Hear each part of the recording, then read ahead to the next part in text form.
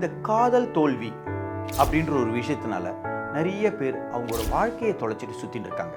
அவங்க காதல் தப்புன்னு சொல்லலை, அவங்க விழுந்த காதல்னால அவங்க அதை ஃபெயிலியரை ஃபேஸ் பண்ண முடியல, அதுக்கான மனோதைரியம் இல்லை. அதனால் அவங்க என்ன பண்ணுறாங்கன்னா, அவங்க அந்த பிரச்சனையிலேருந்து வெளியில் வர முடியாமல் அங்கேயே சுற்றிட்டு இருக்காங்க.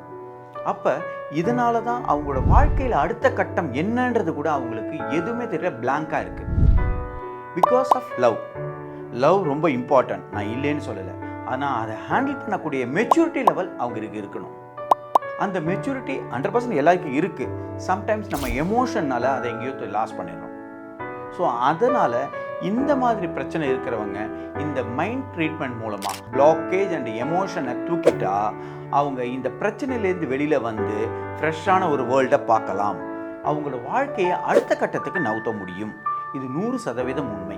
நான் இங்கே வந்த பல பேருக்கு எவ்வளோ பசங்க, சின்ன பசங்க 10வது 12வது படிக்கிறாங்க, காலேஜ் படிக்கிறாங்க, படிக்கிறச்சே லவ் பண்ணிவிட்டு அந்த பிரச்சனையை எப்படி ஃபேஸ் பண்ண முடியாத அவங்க அந்த இடத்துல ஸ்டக் ஆகிடுறாங்க. எல்லா காதலும் சக்ஸஸ் ஆகும்னு யாரும் சொல்ல முடியாது. ஆனால் அந்த ஃபெயிலியரை ஏற்றுக்கக்கூடிய மனப்பக்குவமோ இல்லை அந்த ஃபெயிலியரை ஹேண்டில் பண்ணக்கூடிய ஒரு மனோதைரியமே தேவைப்படுது. அப்படி யாருக்கு முடியலையோ 100% இங்கே உங்களுக்கு அதுக்கான சொல்யூஷன் உண்டு. நான் ரங்கநாதன், சப்கான்ஷியஸ் மைண்ட் தெரபிஸ்ட்.